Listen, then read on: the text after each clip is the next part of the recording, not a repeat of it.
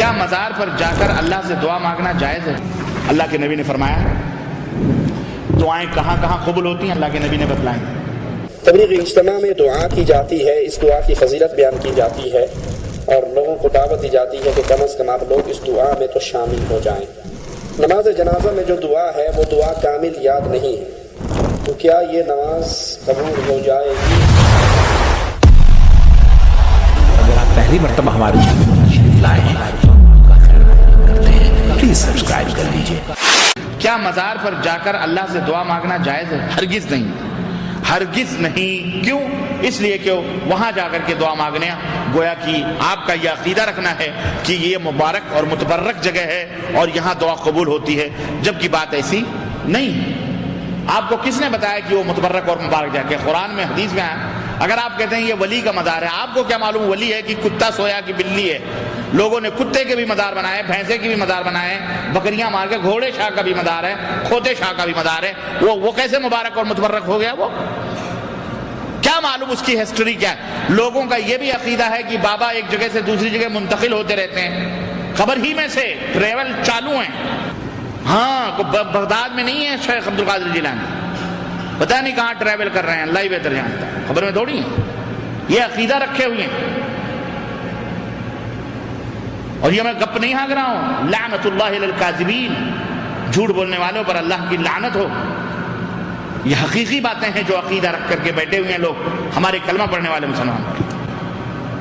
وہ زندہ ہیں، شیخ عبد القادر بھی زندہ ہے، ہر ولی مزار میں زندہ ہے، ہر بابا زندہ ہے، صبح شام آتے ہیں جاتے ہیں۔ میں ایک واقعہ نہیں، سینکڑوں واقعات یہ سب میں کر چکا ہوں، مجھے معلوم ہے، ان راہوں سے میں گزرا ہوں۔ یہ سب میرے اپنے پیر کی کارستانیاں، سب میں جانتا ہوں کیا کیا ہوتا تھا، کیا کیا کرتا تھا، اور کیسے آپ لوگوں کو الو بناتا تھا، اور آپ بھی بڑے سادگی سے الو بنتے تھے، ہاتھ پاؤں سب چوم کے جاتے تھے،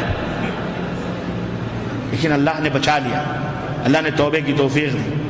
تب یہ زہر اگلتا ہوں میں کبھی کبھی، تب لوگ کہتے ہیں بہت بڑا زہر اگلتا ہے، زہر نہیں اگلتا ہوں، مجھے پتا ہے یہ پاکھنڈی، چور، بدماش، بدکار، عیاش، زناکار، مریدوں کی عورتوں سے بدکاری کرنے والے، ان کی بہن بیٹیوں کی آبرو کو اپنے درگاہوں میں، اپنے خانقاہوں میں لوٹنے والے، یہ ڈاکو ہیں، اللہ کی قسم ہم نے اپنی آنکھوں سے دیکھا۔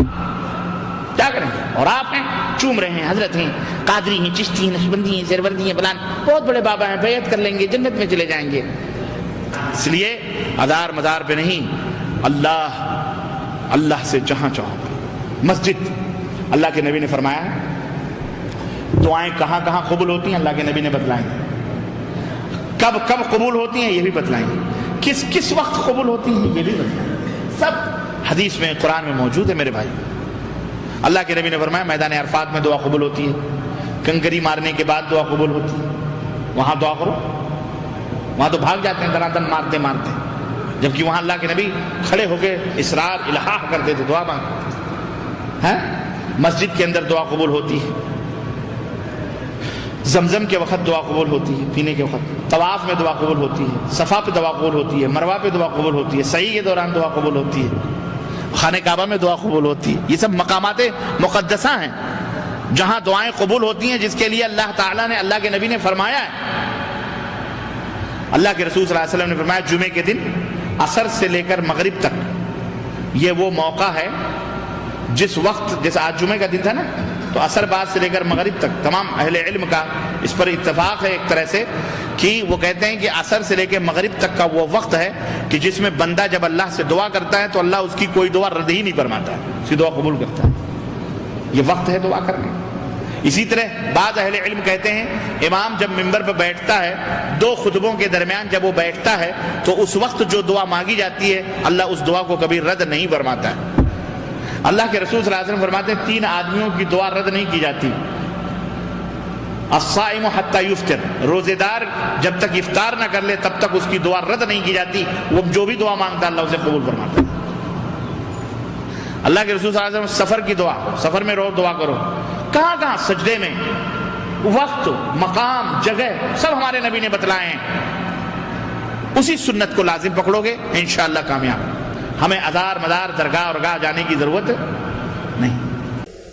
تبلیغ اجتماع میں دعا کی جاتی ہے، اس دعا کی فضیلت بیان کی جاتی ہے اور لوگوں کو دعوت دی جاتی ہے کہ کم از کم آپ لوگ اس دعا میں تو شامل ہو جائیں۔ یہ دعا جو کئی کئی گھنٹوں پہ مشتمل ہوتی ہے، اتوار کے دن دعا کی جاتی ہے اور کئی کئی گھنٹے بیچارہ آمین کہتا ہوا ہاتھ 10 دفعہ نیچے گراتا ہے، پھر تھک جاتا ہے، پھر اٹھاتا ہے، پھر تھک جاتا ہے، پھر اٹھاتا ہے۔ ٹھیک ہے، بظاہر تو اچھا کام ہے، بظاہر برا نہیں ہے، اچھا کام ہے، دعائیں مانگ رہے ہیں، لیکن ہر اچھا کام دین نہیں ہوا کرتا۔ ہر اچھا کام جو ہماری سوچ میں اچھا ہے وہ دین نہیں ہوتا۔ دین بننے کے لیے کسی عمل کے لیے شرط کیا ہے کہ وہ سنت رسول اللہ صلی اللہ علیہ وسلم سے مہر لگوا کر آئے۔ دین بننے کے لیے شرط کیا ہے کہ اس عمل پر مہر کس کی لگی ہوئی ہو؟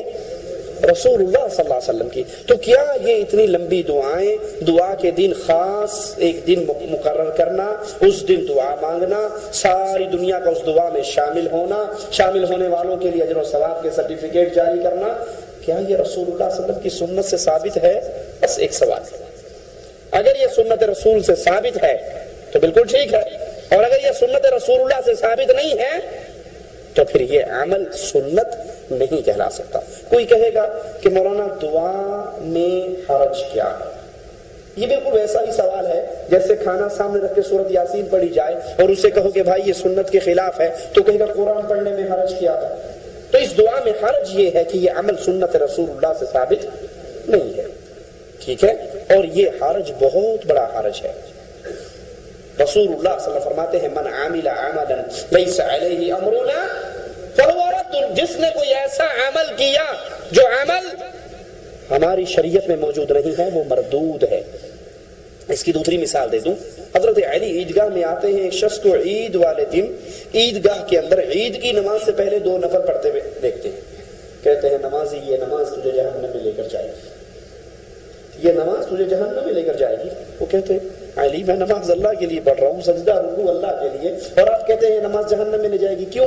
کہا اس لیے کہ محمد کریم صلی اللہ علیہ وسلم نے عید والے دن عید کی نماز سے پہلے عیدگاہ میں کوئی نماز نہیں پڑھی۔ اس نے کہا اچھا اللہ کے نبی نے نہیں پڑھی، میں نے پڑھ لی، گناہ تو نہیں کیا، چوری تو نہیں کی، زنا تو نہیں کیا، گالیاں تو نہیں دی، نماز ہی پڑھی ہے نا۔ کہا تیرے پاس اتھارٹی کیا ہے کہ تو وہ عمل کرے جو رسول اللہ نے نہیں کیا؟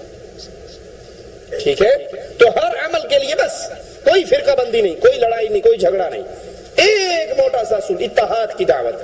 موٹا سا اصول کیا ہے؟ وہ عمل رسول اللہ سے ثابت ہے یا نہیں؟ ثابت ہے تو سر آنکھوں پر، اور اگر ثابت نہیں ہے بظاہر وہ کتنا ہی اچھا لگے وہ ہمارے لیے دلیل۔ نماز جنازہ میں جو دعا ہے وہ دعا کامل یاد نہیں ہے، تو کیا یہ نماز قبول ہو جائے گی؟ آپ سوچ لیں، آپ جس کا جنازہ پڑھ رہے ہو، آپ کا بھائی ہے، باپ ہے، عزیز ہے، رشتہ دار ہے، دوست ہے، محبت کرنے والا ہے، یہ نماز جنازہ آپ کا